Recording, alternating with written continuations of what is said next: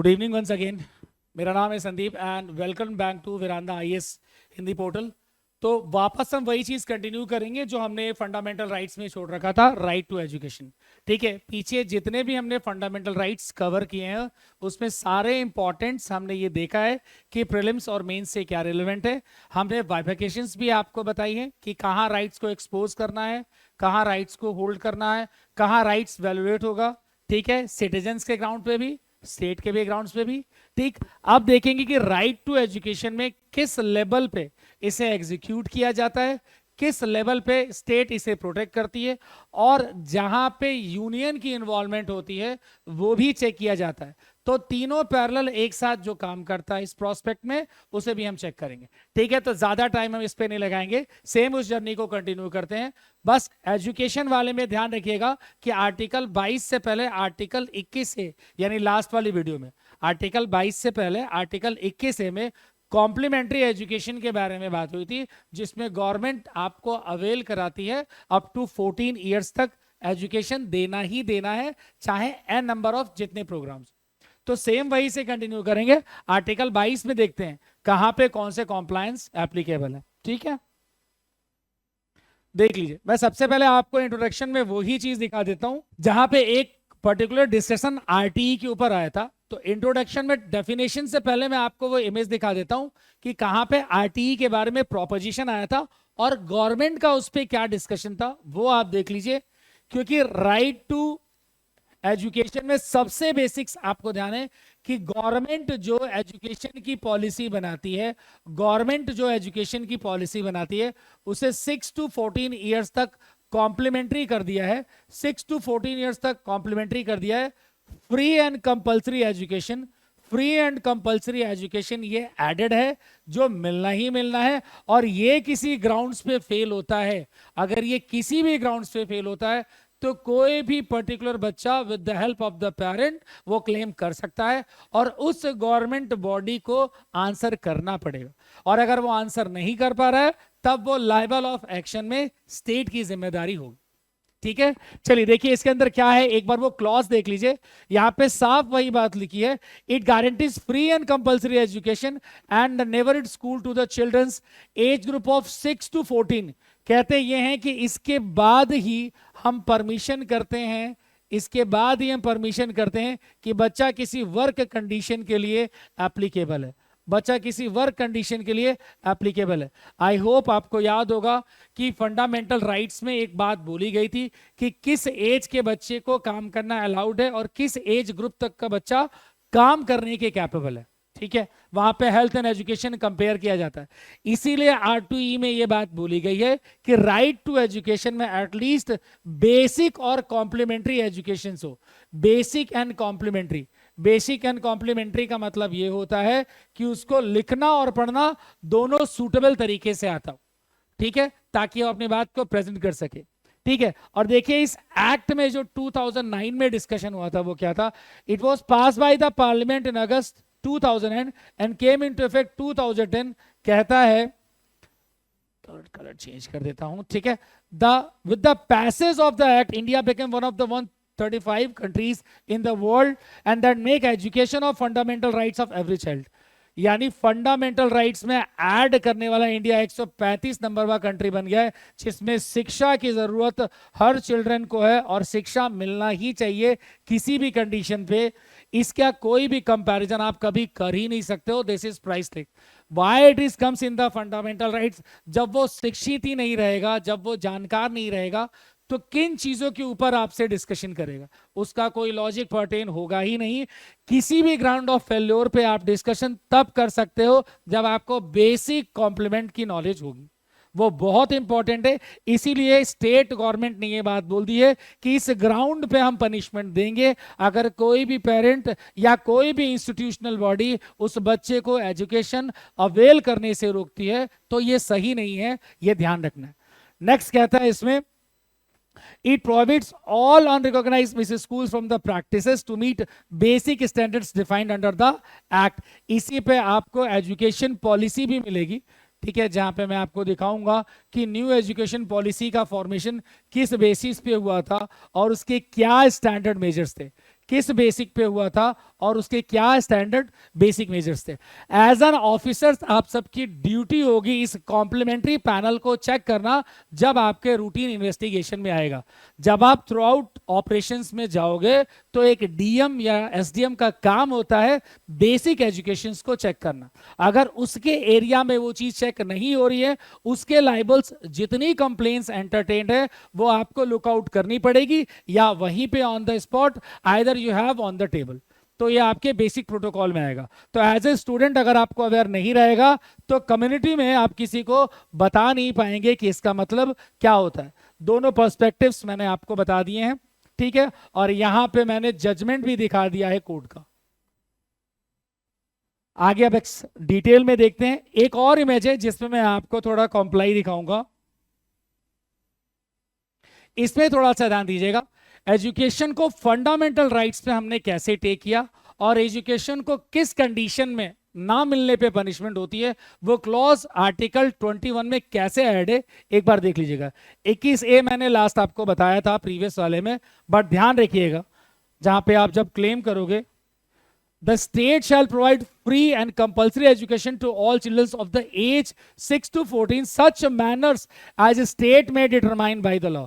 such manners as a state may determine by the law, ये उसको भी पता है, ये ग्राउंड ऑफ कॉम्प्लायंस बिल्कुल क्लियर है, ठीक है। इसीलिए एजुकेशन को एफआर में पुट किया गया, ठीक है, कि ये राइट्स आपको अवेल करना है और बिल्कुल करना है।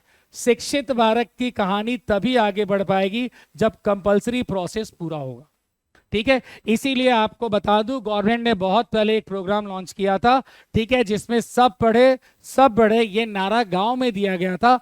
और इसे आगे जब आप एक टॉपिक पढ़ोगे ई गवर्नेंस, तो ई गवर्नेंस में आपको पता चलेगा कि प्रोग्राम्स और पॉलिसीज का डिस्ट्रीब्यूशन होता है, उसमें से एजुकेशन का जो कॉम्प्लीमेंट्री प्रोग्राम है उसे फंडामेंटल राइट में भी इंश्योर्ड किया जाता है in terms of practice, in terms of execution और in terms of state government manner. तो नेक्स्ट देखिए इसमें क्या है, ठीक है। अब एक्ट एक बार थोड़ा हम डिस्ट्रीब्यूट करके समझ लेते हैं, एक्ट को थोड़ा डिस्ट्रीब्यूट करके समझते की क्या है, ठीक है। 2009 implemented in the India of April 2010, ये ध्यान रखिएगा। क्या एक बार डायरेक्ट पीसीएस के भी क्वेश्चंस में आता है और आईएएस के एमसीक्यूज में आता है, बट वहां पे इस तरीके से नहीं आएगा। आपसे पूछ लेगा make the correct pair of the act, make the correct pair of the act, और ईयर्स आपको वेरिएट करके दे देगा। तो आपको इंश्योर्ड रखना है इस टॉपिक पे, आरटीई लिखते ही उस पे सर्कल करके आप अपने मिनिमिक्स में लिख लीजिएगा कि ये 2009 में आया और 2010 में एप्लीकेबल हुआ, 2009 में आया और 2010 में एप्लीकेबल हुआ। कहता है A16 to first landmark legislations aim to improve, landmark legislation aim to improve the quality of education across the country, ठीक है। Quality of education across the country, यानी जब तक कोई पढ़ेगा नहीं इंप्रूवमेंट की बात तो हो ही नहीं सकती है। और ये लेजिस्लेचर मैनर में भी प्रूव्ड है, चाहे इसके ऊपर जितना ही डिस्कशन असेंबली के ऊपर हो जाए कोई मना नहीं कर सकता है। एक्ट में जितने सब चेंजेस होने होंगे, लेकिन शिक्षा अपने ही फ्लोट से चलेगी, इसे रुकने नहीं देना है। ये एक्ट इस बात को इंश्योर्ड कर देता है after the making in 2009 and well executed in 2010, ठीक है। ये बात दोनों अच्छे से ध्यान रखिएगा। यूपीएससी इन दो लाइनों को उठा के डायरेक्ट रख के क्वेश्चन पूछ देता है एंड पूछ लेता है this landmark of legislation aim to improve access to the quality of education, ये किस टर्म ऑफ एक्ट में आता है। तो यू हैव टू अंडरस्टैंड कि ये लाइन आपने आरटीई में पढ़ी होगी एंड आई होप आपको ध्यान रहेगा, ठीक है। आगे देख लीजिए। मैं इसलिए ये बात बोलता हूं क्योंकि ये एक कॉमन सोसाइटी का गोल है जिसमें मैजिस्ट्रेशन का भी पूरा काम होता है देखने का, एडमिनिस्ट्रेशन भी इसे लुकआउट करता है। तो बहुत जगह पे हर कोई बॉडी आंसरेबल होती है, ठीक है, बहुत जगह पे हर कोई बॉडी आंसरेबल होती है। ओवरऑल सिटीजन को भी अपने ग्रांट्स पे अपने बच्चों के लिए कुछ डिमांड्स इंश्योर्ड रखने चाहिए कि एजुकेशन उसे मिल जाए और किसी कीमत पे मिल जाए, ठीक है। नेक्स्ट देखिए पॉजिटिव इंपैक्ट्स। अब इससे सोसाइटी में क्या पॉजिटिव इंपैक्ट्स पड़ेगा और क्या नेगेटिव कॉन्सोनेंट्स हो सकते हैं वो भी एक बार समझते हैं। पॉजिटिव इंपैक्ट्स में क्या अचीवमेंट्स हैं ध्यान से देख लीजिए। Increase on the enrolment and inclusion, कहता है this act has contributed to higher enrolment rates, बहुत ज्यादा एनरोलमेंट हुए, एनरोलमेंट का मतलब बहुत सारे एडमिशंस हुए बहुत सारे सेंटर्स पे, ठीक है, specially at the upper primary level classes 6 to 8 between 2000 to 9 to 16 19.4% rate has been increased of admission.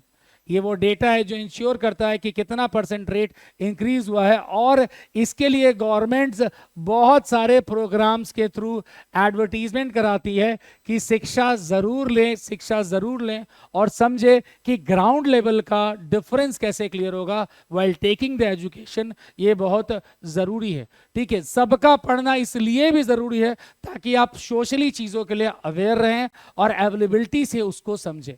Otherwise किसी भी टाइप के प्रोग्राम्स या सेंस ऑफ अंडरस्टैंडिंग्स को आप फेस कर ही नहीं पाएंगे कि एक्चुअली में चल क्या रहा है, ठीक है। नीचे डेटा हैज बीन इंक्रीज्ड कि कब वीकर सेक्शन को सपोर्ट मिला, कब लोअर सेक्शन को सपोर्ट मिला, वो भी थोड़ा सा एक कॉलम में देख लीजिए।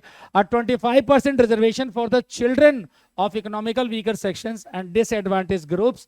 Private schools has to let the increase in inclusively and social integrations। देखिए, आपको चाहे प्राइवेट स्कूल में एडमिशन मिलता हो, चाहे आपको गवर्नमेंट स्कूल में एडमिशन मिलता हो, टर्म्स ऑफ एनरोलमेंट पहले तो क्लियर हो, टर्म्स ऑफ एनवायरमेंट पहले तो क्लियर हो, ठीक है। साथ ही साथ एडमिशन के बाद जो फीस कंप्लाइड है वो वीकर सेक्शन के हिसाब से रिलीज कर दिया जाएगा, वो वीकर सेक्शंस के हिसाब से रिलीज कर दिया जाएगा, या कम करने की डिमांड यानी लेस करने की डिमांड भी दी जाएगी। और पेरेंट इस पार्ट के लिए एप्लीकेबल है, पेरेंट इस पार्ट के लिए एप्लीकेबल है, और चाहे तो बेसिक एजुकेशन डिपार्टमेंट के सामने, चाहे तो बेसिक एजुकेशन डिपार्टमेंट के सामने ये प्रपोजल दे सकता है कि ये प्राइवेट एडेड स्कूल एक सर्टेन अमाउंट चार्ज कर रहा है जो उसके पॉकेट कैपेसिटी से ज्यादा है।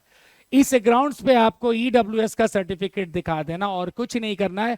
ईडब्ल्यूएस का सर्टिफिकेट आप दिखा देंगे, टर्म्स ऑफ अमाउंट रिड्यूस हो जाएगा। नहीं होता है तो you can connect to the local authority for the external support and the grievances, which is very very important, ठीक है। अब देखिए उसी में एक नेक्स्ट क्या कहता है, उसी में नेक्स्ट कहता है the act mandates specify the norms of school infrastructures also. School की बनावट कैसी है, मेकओवर कैसा है, बच्चा वहां पे पढ़ पा रहा है या नहीं पढ़ रहा है, हेल्थ फैसिलिटी वहां पे कैसी है, हेल्थ फैसिलिटी कैसी है, टीचर्स का पर्सपेक्टिव्स कैसा है, टीचर टाइम से जा रहे हैं या नहीं, दे आर वेल एजुकेटेड और नॉट, वो ठीक से चीज़ों को कंडक्ट करके इंश्योर करा पा रहे हैं कि नहीं, ये सारी चीज़ें मैटर करती हैं।